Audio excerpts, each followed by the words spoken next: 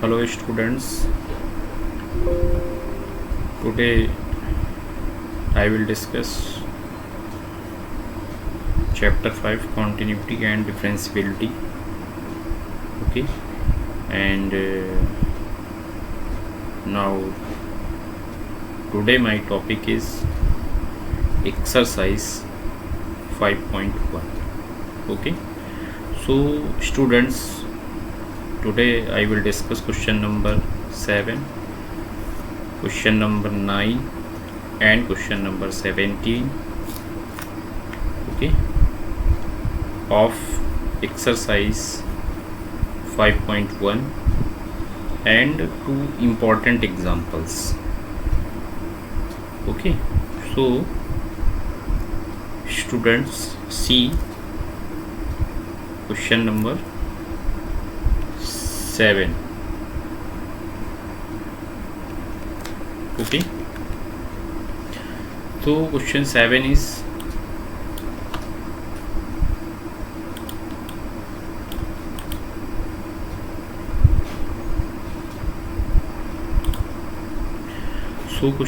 is find all points of discontinuity of f, that is function, where f is defined, that is आपको function define किया गया है क्या, F x is equal to mod X plus 3 if X less or equal to -3। मतलब कहने का ये function आपका तब है जब आपका x की value less or equal to -3 है, राइट। दूसरा -2x है, ये आपका फंक्शन तब होगा जब आपका जो x की वैल्यू है -3 से ग्रेटर हो और +3 से लेस हो। उसके बाद 6x + 2 दिया हुआ है, ये तब होगा जब x की value greater or equal to 3। Clear. हमें क्या करना है, इसमें ऑल पॉइंट ऑफ डिसकॉन्टिन्यूटी पता करनी है। तो हम अभी क्या करते हैं, पहले हम कॉन्टिन्यूटी के पॉइंट पता कर लेते हैं। अगर हमें कॉन्टिन्यूटी के पॉइंट यहाँ से मालूम चल जाएंगे तो ये हमें पता चल जाएगा कि कहाँ कहाँ पे फंक्शन हमारा कॉन्टिन्यूअस होगा और उसमें डिसकॉन्टिन्यूटी भी हमारी निकल कर आ जाएगी। तो उसके लिए हम क्या करेंगे, फंक्शन तो हमें ये गिवन ही है, राइट। दूसरा क्या है कि अब इसको हम थोड़ा सा डिस्क्राइब कर लेते हैं फंक्शन को। देखिए F x is equal to यहाँ मैं लिख रहा हूँ, यहाँ पे मैं थोड़ा सा चेंज करूँगा। क्यों? क्योंकि यहाँ पे बोला गया है x की value less or equal to -3। तो बेटा यहाँ पे क्या है, मॉड लगा हुआ है। जब भी कभी मॉड होता है तो आपको इतना पता है कि जब आप लेस दैन की आप बात करोगे, इससे लेस आर इक्वल टू की बात कर रहे हैं, बट आप लेस दैन की जब आप बात करोगे तो उसके लिए जो मॉड होता है आपको मालूम है कि ये मॉड क्या हो जाएगा, निगेटिव हो जाएगा। That's why this one can also write okay, -x + 3। Okay, so ये कब होगा, जब if x less or equal to -3। तो फंक्शन मेनली यही हमारा वो था प्रॉब्लम, इसको मैंने कर लिया, सॉल्व कर लिया। बाकी देखिए बाकी चीज़ों को हमने एज इट इज रखा हुआ है, ठीक। The given function f is defined at all the point of the real line. Let c be a point on the real line. क्या किया गया, यहाँ पे जो है c को कोई पॉइंट ले लिया गया, c एक पॉइंट ले लिया गया जहाँ पे हमें सारी कॉन्टिन्यूटी चेक करनी है, और c के लिए हमने केसेस बना दिए हैं। पहला केस हमने ये लिया है कि इफ़ c लेस दैन -3, अगर c हमारा जो है -3 से लेस हो, तो जिस समय -3 से लेस होगा c, उस समय हमारा भाई लेस दैन -3 पे x लेस दैन -3 फंक्शन हमारा ये है, और हम x को c ले रहे हैं। तो लेस दैन अगर हम लोग यहाँ से -3 लेते हैं तो यहाँ से हम लोग फंक्शन की वैल्यू पता करेंगे। तो क्या करेंगे, x के प्लेस पे हम लोग c डाल देंगे, तो कुल मिला के हमें जो फंक्शन मिलेगा, वैल्यू ऑफ फंक्शन जो मिलेगा वो क्या मिलेगा, वो मिलेगा -c + 3। ओके, अब इसके बाद हमें क्या करना है, इसी फंक्शन पे हमें लिमिट पता करनी होगी। इसी पे हम लोग क्या करेंगे, अब इसकी लिमिट पता करेंगे। तो इस पे इसकी लिमिट पता करने के अलावा क्या होता है, limit x times to c, और यहाँ पे आपका आ गया f x is equal to limit x times to c हो गया, और एफ एक्स की वैल्यू यहाँ मैंने पुट अप कर लिया, तो -x + 3 हो गया। अब ये देखिए 0/0 का तो केस है नहीं, तो सिंपली हम x के प्लेस पे c कर लेंगे तो मेरे को क्या मिलेगा, -c+3 मिलेगा। तो हमने क्या देखा, value of function and limit of function will be same. Value of function this one and limit of function this one, both are equal. That's why given function, therefore f is continuous at all point x such that x less than -3, यानी कि जिस समय हमारा x less than -3 था उस समय जो है हमारा जो फंक्शन होगा वो ऑल पॉइंट पे, मतलब जितने भी x लेस देन पॉइंट होंगे सब पे वो क्या है, कॉन्टिन्यूअस है। ओके, अब इसके बाद हम आते हैं केस 2 पे। केस 2 लेंगे हम यहाँ पे कि if c is equal to क्या हो, 3 हो माइनस का, if c is equal to -3 हो। तो इसके लिए देखिए हमारे पास जो वैल्यू है वो क्या है, इसके लिए देखिए ये है, ये लेस आर इक्वल टू ही था ना। तो अब हम क्या करेंगे, लेस आर इक्वल टू के केस में जब हम चलेंगे यहाँ से, तो इसके लिए वैल्यू हमारी ये है -x+3 है। इस पर हम क्या करेंगे, वैल्यू ऑफ फंक्शन निकालेंगे। देखिए वैल्यू ऑफ फंक्शन हम वहाँ निकालते हैं जहाँ पे r इक्वल का सिंबल लगा हो। ठीक, r इक्वल का सिंबल इसी के लिए है, इसमें तो नहीं, इसमें तो ग्रेटर देन लगा हुआ है, दैट्स वाई टेकन।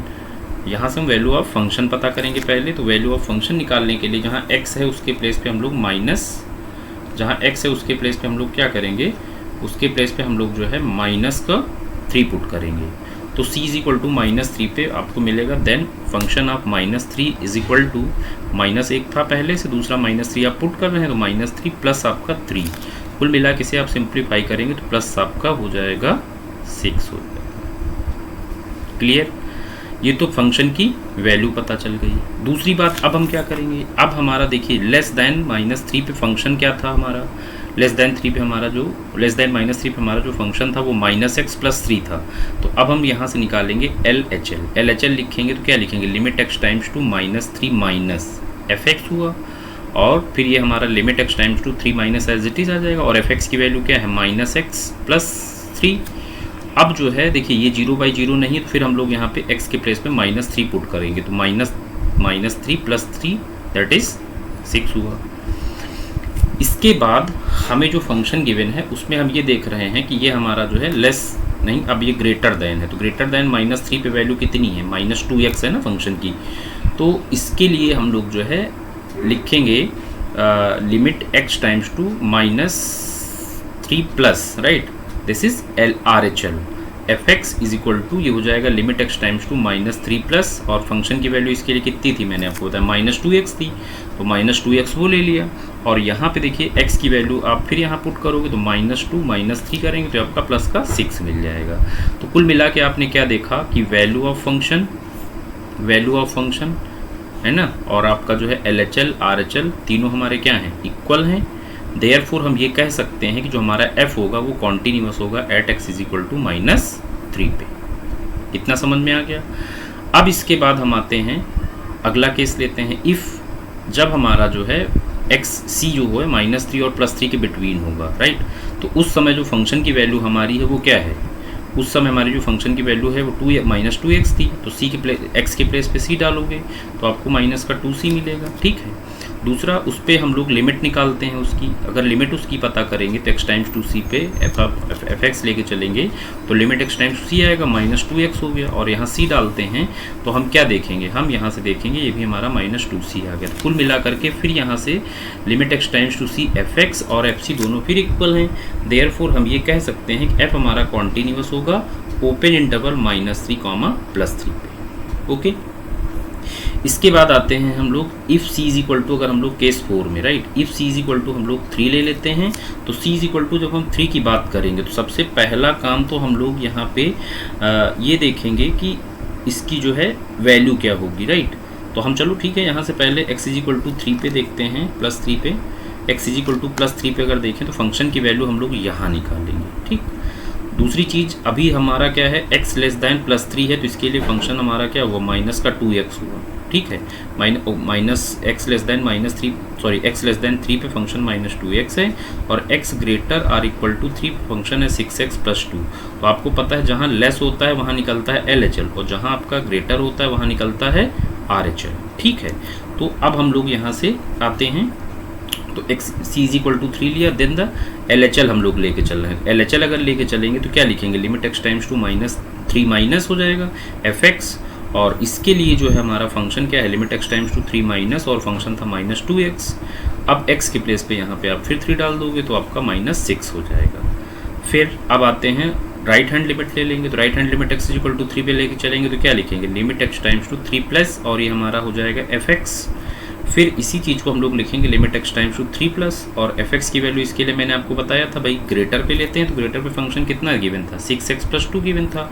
तो इसको हम लोग सॉल्व करेंगे तो यहाँ से हमने क्या देखा, ये हमारा हो जाएगा 20 हो जाएगा। ठीक, अब क्या हुआ, it is observe that the left hand and right hand limit of f at x is equal to 3 do not coincide, मतलब दोनों इक्वल नहीं आए, देयरफॉर हम कह सकते हैं एफ हमारा क्या हुआ, not continuous, x is equal to 3 पे हो गया। ठीक, अब अगला केस आता है हमारा 5, जिस समय हम लेके चलते हैं c की वैल्यू ग्रेटर देन +3। ठीक, अगर ग्रेटर देन +3 हम लेके चलेंगे तो उसके लिए हमारा फंक्शन 6x + 2 था ना, तो उस पर हम लोग c की वैल्यू निकालेंगे, fc निकालेंगे तो 6c + 2 मिलेगा, और उसकी अब लिमिट कैलकुलेट कर लेते हो, तो limit x times to c fx लेके चलेंगे तो limit x times to c आएगा, और यहाँ पे 6x + 2 हो जाएगा, x के प्लेस पे c डाल दोगे तो ये 6c + 2 मिल जाएगा।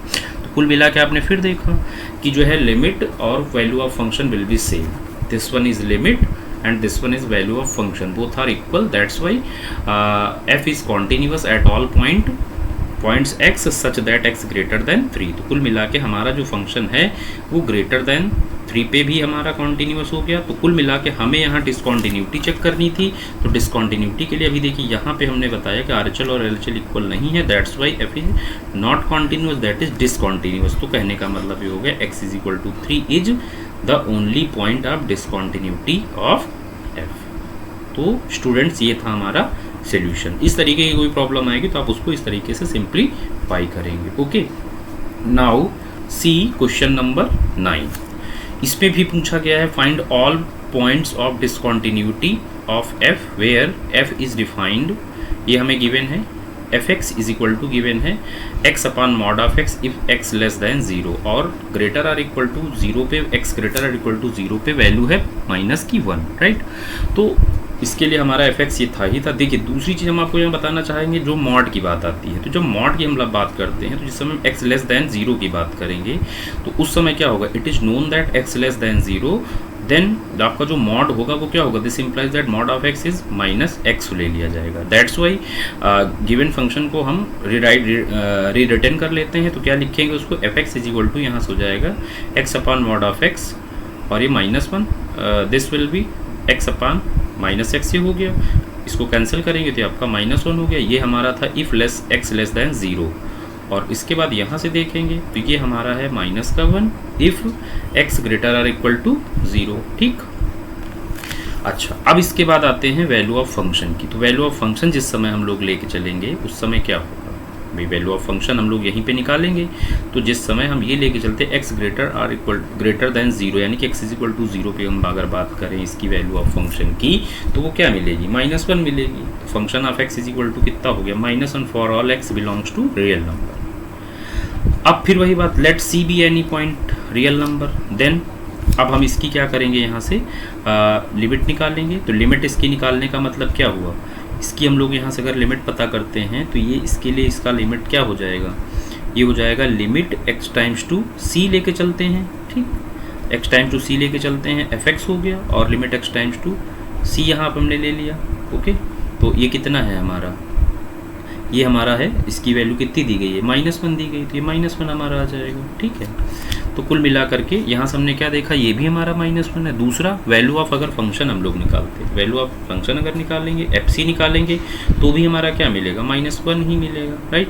तो कुल मिला के यहाँ से क्या हो गया, value of function and limit of function will be same, therefore the given function is a continuous function, hence the given function has no point of discontinuity. Clear. अब इसके बाद हम लोग आते हैं नेक्स्ट क्वेश्चन पे, क्वेश्चन नंबर 17 हम लोग लेके चलते हैं। इसमें क्या करना है, find the relationship between a and b so that the function f defined by fx is equal to आपको गिवन है क्या, ax plus b if x less or equal to 3 है, और यह आपका गिवन है bx plus 3 if x greater than 3 है। ठीक है, इज कॉन्टीन्यूअस, इसको बताना है कि कॉन्टीन्यूअस है, मतलब गिवन है कि कॉन्टीन्यूअस है at x is equal to 3 पे। क्लियर। आंसर पे हम लोग आते हैं, तो f x is equal to हम लोग देखिए ये फंक्शन था एज इट इज़, हमने इसको लिख लिया। अब इफ़ हमारा अगर सपोज दैट एफ अगर कॉन्टीन्यूअस होगा तो क्या होगा, एफ अगर हमारा कॉन्टीन्यूअस होगा तो इसका मतलब हुआ L H L, R H L and value of function हमारे क्या होंगे, तीनों सेम होंगे। तो उसके लिए अब हम लोग लेके चलते हैं यहाँ से, यही चीज़ यहाँ लिखी देखिए, limit x times to 3 minus f x और limit x times to 3 plus f x and value of function will be same. अब आते हैं ऑल्सो, अब जो है limit x times to 3 minus f x लेके चलते हैं। देखिए 3 माइनस एफ एक्स का मतलब ये हो गया कि जब लेस दैन था, तो लेस दैन के लिए हमारा फंक्शन कितना है, एक्स लेस दैन जब हमारा 3 है तो उसके लिए फंक्शन हमारा कितना है, ए एक्स प्लस बी है, राइट।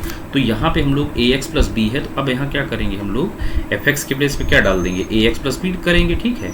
दूसरा क्या है, एक्स को हम लोग जो है 3 से रिप्लेस कर लेंगे, तो यहाँ हमारा 3a प्लस 1 आ जाएगा, ठीक है।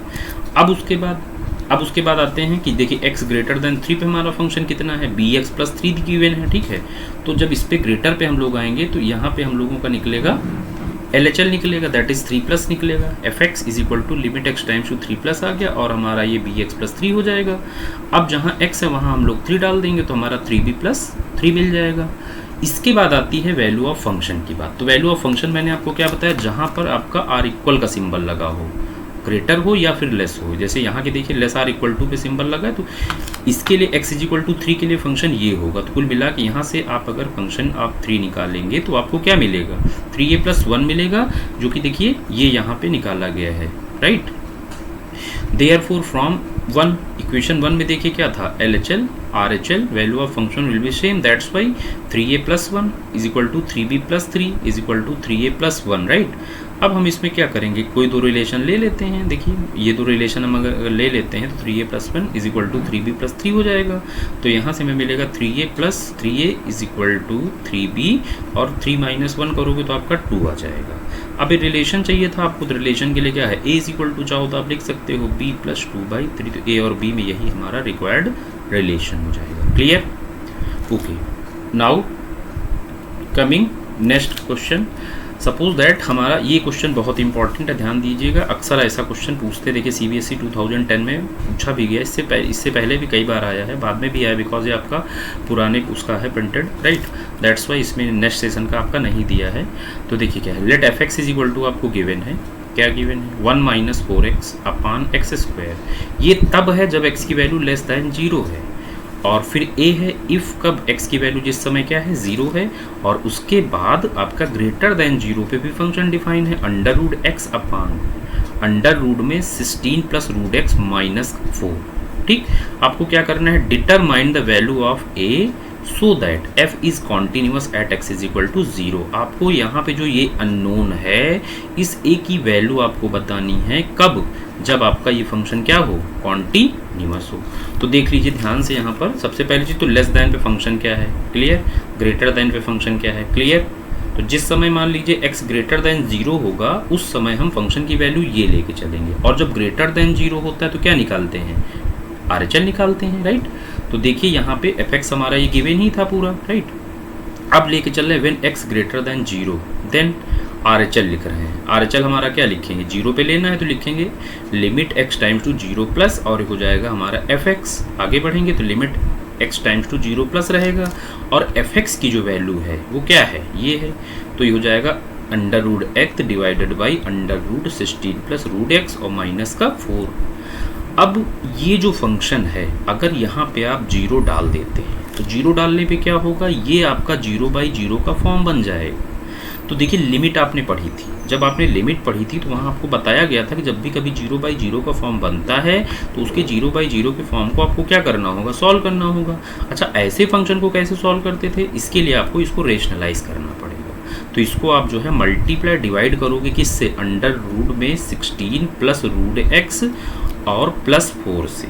इससे आपने देखिए यहाँ पे मल्टीप्लाई कर लिया तो ये टर्म एज इट इज़ आ गया, और नीचे जब आप डिवाइड करोगे तो यहाँ पे प्लस साइन लग जाएगा, तो क्या होगा a माइनस बी, और वो a प्लस बी, उसके हिसाब से उसको हम फॉर्मूला लगा देंगे, a square minus b square लग जाएगा। That's why we can write 16 plus root x minus 16। तो क्या होगा, ये 16 और ये 16 आपका कैंसिल आउट हो जाएगा, बचेगा अंडर रूट एक्स। तो अंडर रूट एक्स जो है अंडर रूट एक्स से कैंसिल हो जाएगा। तो अब देखिए जो 0/0 का नेचर था उसको आपने हटा दिया।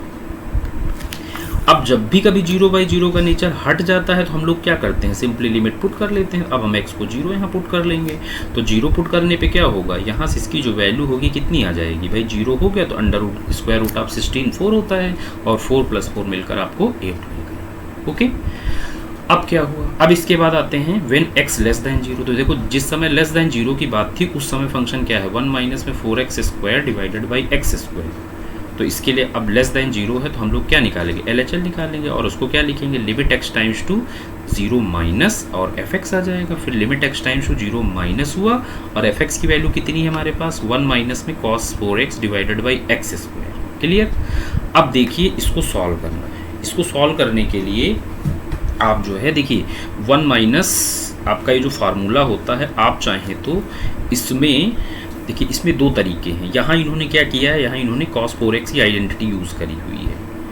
cos 4x की पहले आइडेंटिटी यूज़ करी है, तो 4 को आप छोड़ के देखिएगा तो cos या इसकी वैल्यू टोटल होती है 1 minus cos 2a। 1 minus cos 2a is equal to जो होता है वो होता है 2 sin स्क्वायर a, राइट।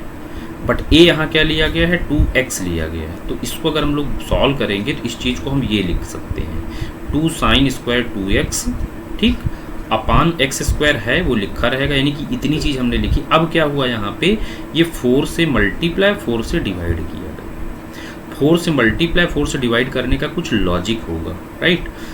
अब देखिए ये चीज़ तो हमारी जो है इतनी बन गई 8। इस चीज़ को हम लिख सकते हैं sin 2x upon 2x total का होल स्क्वायर, और लिमिट x टाइम्स टू 0 पे।